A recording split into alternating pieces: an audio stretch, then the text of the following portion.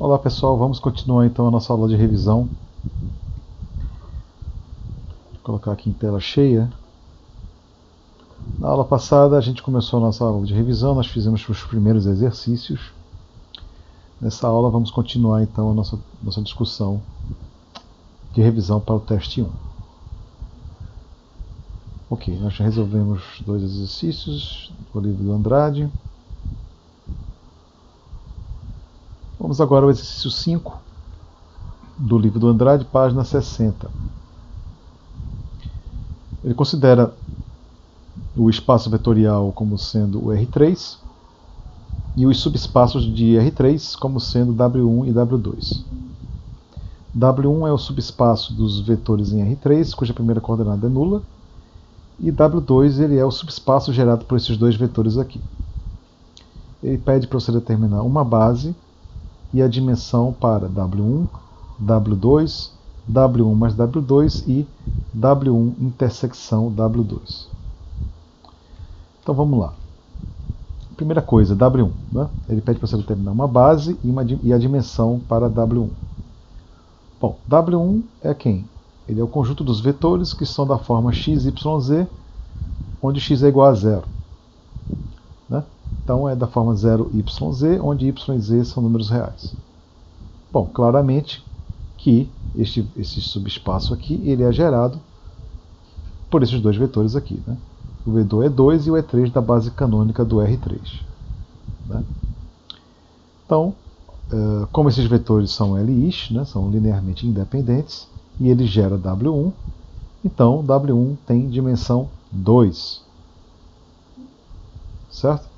W1 tem dimensão 2, e E2 e E3, beta 1, é uma base para W1. Certo? Ok, então W1 tem dimensão 2. W2. Bom, W2 ele é esse conjunto aqui, né? Ele é o conjunto dos vetores que são gerados por esses dois vetores aqui, 1, 2 e 0 e 3, 1 e 2. Muito bem, vamos tentar caracterizar... Bom, antes disso, antes de caracterização, vamos responder uma coisa mais simples. Ele pede para você determinar a base e a dimensão. Né? Bom, vamos primeiro caracterizar, vamos primeiro olhar, né, se esse conjunto formado pelos vetores 1, 2 e 0 e 3, 1 e 2, se esse conjunto de dois vetores ele é linearmente independente. Certo? Vamos ver se esses dois vetores aqui são linearmente independentes. Se forem linearmente independentes, é porque W2 tem como base esses dois vetores. Porque ele já gera W2, né? Então vamos ver se eles são linearmente independentes. Bom, eu vou fazer uma combinação linear nula daqueles dois vetores. Quando eu faço a combinação linear nula, eu tenho esse sistema linear homogêneo. Né? Resolvo esse sistema, então x2 tem que ser 0, e se x2 é 0, x1 é 0, e aí todo mundo tem que ser 0. Logo, beta 2, que é o conjunto formado por aqueles dois vetores 1, 2 e 0 e 3, 1 e 2, é LI. Bom, se ele é LI e ele gera W2, então beta 1 de fato é uma base para W2 e, portanto, W2 tem dimensão 2. Certo? W2 tem dimensão 2. Ok. Ele também pede para você calcular uma base e a dimensão do subespaço soma.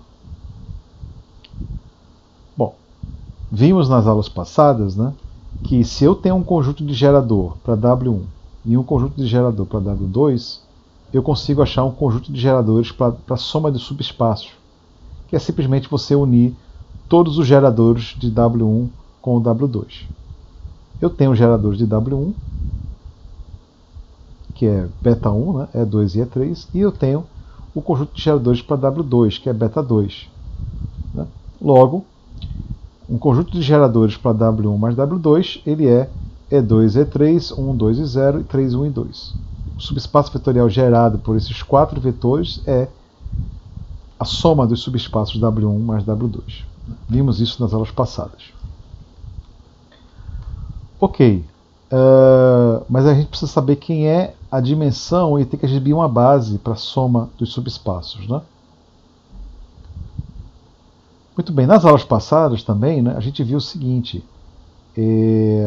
como esse conjunto E2, E3, 1, 2 e 0 e 3, 1, 2, esse conjunto de 4 vetores, ele gera esse subespaço vetorial. Então qualquer subconjunto de vetores que gera um espaço vetorial, você pode extrair dele uma base. Vimos isso em algum dos teoremas das aulas passadas, tá certo? Bom, então eu sei que dentro desse conjunto de 4 vetores eu posso extrair uma base. Certo? Se o conjunto inteiro for linearmente independente, isso já é uma base e a dimensão de W1 com W2 mais W2 teria dimensão 4. Se não for LI, né, eu posso extrair uma base. Tá certo? Então o que a gente precisa saber? A gente precisa saber se esse conjunto aqui é linearmente independente ou não. Eu sei que sempre eu posso extrair uma base, porque ele gera W1 mais W2. Então eu posso sempre extrair uma base. Será que essa base é todo mundo? Ou tem caras aqui que são linearmente dependentes de algum outro? Bom, primeiro então, para você saber então como extrair uma base, eu preciso saber se esse conjunto é linearmente independente ou não. É o primeiro passo. Né? Caso não seja, a gente vai extrair um subconjunto linearmente independente deste conjunto de geradores aqui. Muito bem, então, passo óbvio é você saber se esses 4 vetores são linearmente independentes ou não. Se forem, beleza, esse é uma base. Se não, você vai extrair daí uma base. Bom, faço uma combinação linear nula. x1, x2, x3, x4 são os coeficientes da minha combinação linear nula. Esse sistema linear ele pode ser escrito dessa forma. Eu tenho aqui 3 equações com 4 incógnitas. Né? Então eu tenho infinitas soluções para esse sistema linear homogêneo. Não somente admite a solução trivial, né? Que seria x1, x2, x3, x4, todos iguais a zero. Logo, a minha combinação linear é nula e eu tenho que x1, x2, x3, x4 não devem ser todos nulos. Na verdade, existem infinitas soluções para esse sistema, soluções pelos quais x1, x2, x3, x4 não são todos nulos. Né? Logo, o meu conjunto de 4 vetores não é linearmente independente. Portanto, isso aqui não é uma base. Esse conjunto aqui não é uma base. Mas eu sei que eu posso extrair uma base. Vimos isso nas aulas passadas.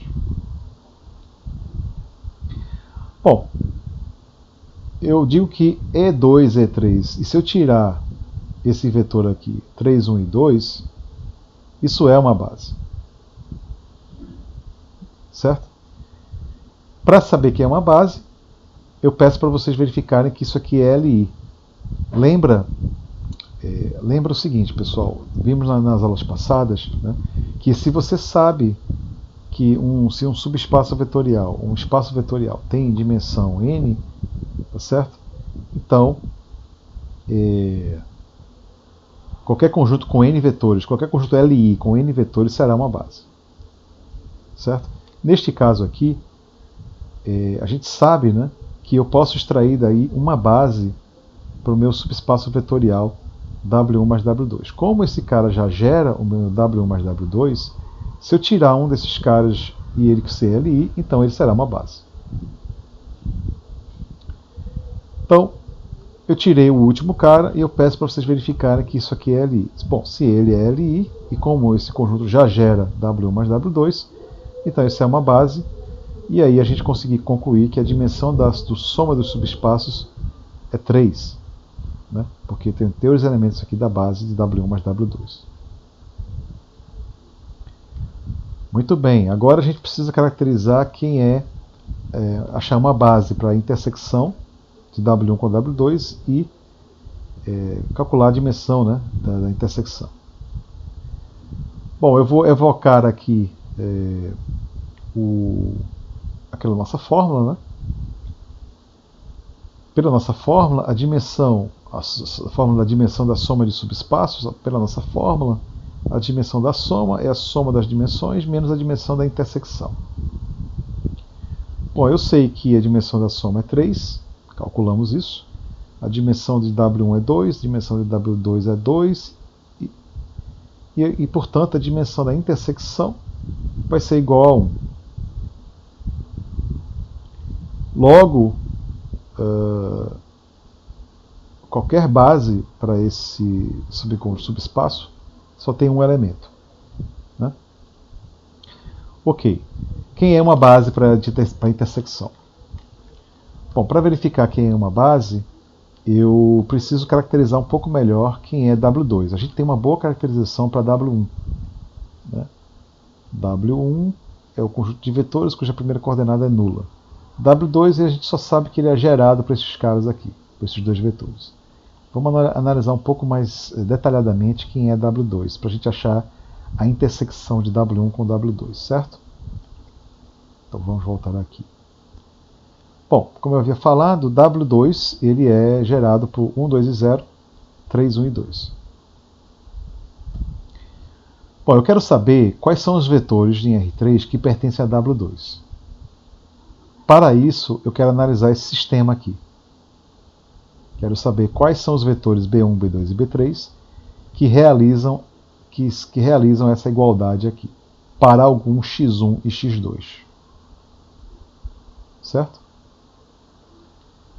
X1 e x2 são as nossas incógnitas. Eu quero caracterizar os vetores B1, B2 e B3 que realizam essa igualdade para algum x1 e x2.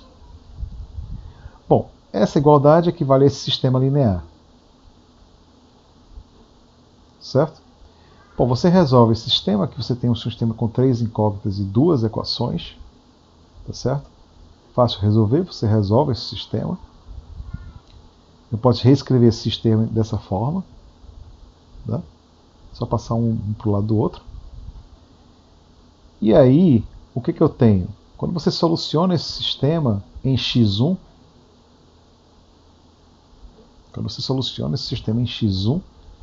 você vai ter que x1 tem que ser igual a meio de B2 menos 1/4 de B3. Certo? Isso aqui vem dessa primeira igualdade aqui. E por outro lado também, x1 ele também tem que ser igual a B2 menos meio de B3 sobre 2. Né? Portanto, x1 tem que ser igual a este número, e este número tem que ser igual a B1 menos 3 meios de B3. Portanto, esse cara aqui tem que ser igual a esse cara aqui. Portanto, x1 é igual a esta igualdade, se e somente se, né? Resolvendo, colocando B1 para o lado esquerdo, né? Se e somente se B1 tem que ser igual a meio de B2 menos 1/4 de B3 mais 3 meios de B3, que isso aqui tem que ser igual também a meio de B2 menos 5/4 de B3. Logo, como B1 é igual a este número e este número é igual a este número, né? Você resolvendo essa equação, você chega ao resultado de que B1 tem que ser igual a meio de B2, tá certo? Mais 5/4 de B3. Só você resolver, saber que isso aqui é igual a 5/4 de B3. Certo? E aí você chega nesse resultado. Então eu sei que um vetor B1, B2 e B3 está na intersecção se e somente se a primeira coordenada deste vetor, B1, tem que satisfazer essa condição. Metade da segunda mais 5/4 da terceira coordenada. Logo, isso mostra... Perdão, eu acho que me expressei mal. Não? Um vetor B1, B2 e B3 está em W2, não é na intersecção. Está em W2 se e somente se a primeira coordenada satisfaz essa relação. Meio de B2 mais 5/4 de B3. Tá? Então o vetor B1, B2 e B3 está em W2. Bom, a gente quer agora a intersecção. Bom, mas a intersecção ela vai ser fácil, né, de ser calculada agora que a gente tem esta caracterização para W2. Vamos lá. Um vetor W está na intersecção se somente se W está em W1 e W está em W2. Bom, está em W1 significa o quê? Esse vetor W está em W grande, W maiúsculo 1, né? Se e somente se o W pequeno, 1, tem que ser nulo. Isso é uma condição necessária e suficiente para estar em W1. Agora, esse W ele também tem que estar em W2, W maiúsculo 2, certo? Bom, para estar em W maiúsculo 2, isso significa que esse vetor aqui tem que satisfazer essa relação aqui. Ora, então, um vetor W está em W1, intersecção W2, se e somente se a primeira coordenada é nula, porque está em W2, em W1. E a minha segunda coordenada, ele satisfaz essa relação aqui. Certo? Perdão. E a primeira coordenada, vamos recapitulando, né? Um vetor W está na intersecção W1 com W2, significa que a minha primeira coordenada é nula, certo? W1 é 0, de um lado. Por outro lado, W1 ele tem que satisfazer essa relação aqui para estar em W2. Logo, quem são os vetores que estão em W1 e W2? São vetores da forma: a primeira coordenada é nula, a segunda coordenada, né, é menos 10 quartos de B3 e a terceira coordenada é B3, onde B3 é um número real. Isso daqui se deve ao seguinte fato, né? Este vetor aqui está na intersecção, este vetor aqui, né, que é um vetor genérico em W2. Para ele estar em W1, ou seja, para ele estar na intersecção, a primeira coordenada deve ser nula. Bom, mas se a primeira coordenada é nula, isso significa que o B2 tem que ser igual a menos 10 quartos de B3. Por isso que coloquei aqui na segunda coordenada menos 10 quartos de B3. Certo? Então essa primeira linha, a explicação está aqui embaixo.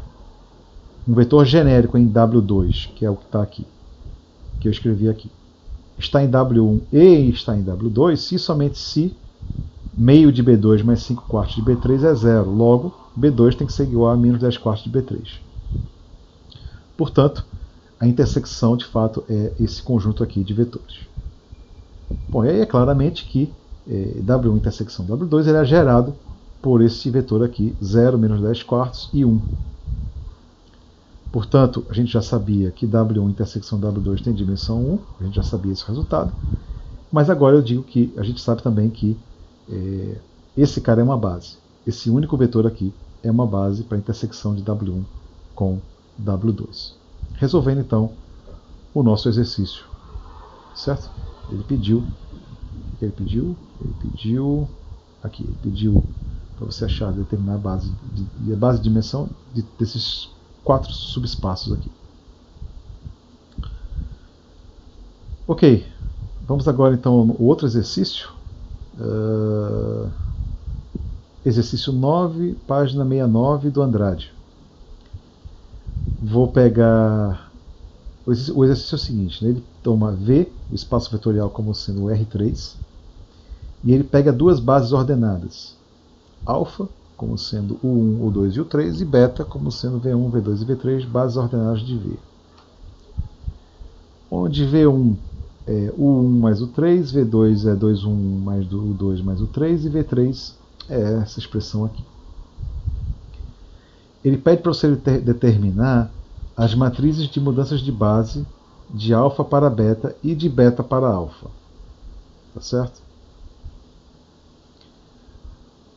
Bom, pessoal, então vou aqui. Esse aqui é um exercício que contém teoria da nossa última aula, né, que são as matrizes de mudança de base. Bom, primeiramente eu vou determinar a matriz de mudança de base da base alfa para beta. Então eu vou determinar essa matriz aqui. Certo? Esta matriz, ela pode ser escrita por definição como sendo esta matriz aqui. As colunas dessa matriz de mudança de base alfa para beta é quem? É eu pegar os elementos da base alfa, que é o 1, o 2 e o 3, e escrever as coordenadas. A primeira coluna vai ser as coordenadas desse vetor U1 na base beta. Segunda coluna, mesma coisa, as coordenadas do vetor U2 na base beta. E a terceira coluna vai ser as coordenadas do vetor U3 na base beta. Então essa é a nossa fórmula da matriz de mudança de base. Da base alfa para a base beta. Certo? Ok. Bom, então vamos lá, né? Por definição, a gente não sabe quem são as coordenadas do vetor U1 na base beta. Então vou dizer que é o A11, A21 e A31. Tá certo? Bom, esse vetor coluna, essa matriz coluna, ela satisfaz essa relação aqui, né? Pela definição de coordenada. O 1 ele vai ser igual a A11 vezes o primeiro elemento da base beta, mais A21 vezes o segundo elemento da base beta, mais A31 vezes o terceiro elemento da base beta. Certo? Então aqui é só usar a definição de coordenadas de um vetor com respeito à base beta, que é a ordenada. Bom, agora usando a definição de V1, V2 e V3 que ele deu, eu sei então que esta linha aqui é equivalente a esta linha aqui de baixo. Lembra que V1 tem uma expressão, V1 é igual a U1 mais U3, V2 é igual a 2U1 mais U2 mais U3, V3 é igual a U1 mais 2U2 mais U3. Então eu simplesmente reescrevi esta linha aqui embaixo utilizando a definição de V1, V2 e V3 em função dos elementos da base alfa. Certo? Ok, então o 1 é escrito dessa forma. Bom, que por sua vez pode ser escrito dessa forma aqui embaixo. Né? Eu simplesmente coloquei todo mundo aqui para o lado esquerdo e igualei a zero. Isso resulta nessa equação 19 aqui. Bom, a equação 19 é uma combinação linear nula. E você percebe, e você sabe, né, a priori, que o 1, o 2 e o 3 é uma base. São os elementos da base alfa. Aqui. A base alfa é o 1, o 2 e o 3. Então, o 1, o 2 e o 3 é uma base para o seu espaço R3. É uma base. Portanto, eu tenho uma combinação linear nula e logo este termo aqui deve ser nulo, esse coeficiente. Este coeficiente aqui deve ser nulo e este coeficiente aqui também deve ser nulo. Então a equação 19 implica, usando o fato de que o 2 e o 3 é uma base, implica que esse sistema linear aqui deve ocorrer. Certo?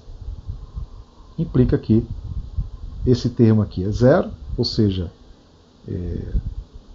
esse termo aqui, A11, né, mais 2A21 mais A31 tem que ser igual a 1, que está escrito aqui.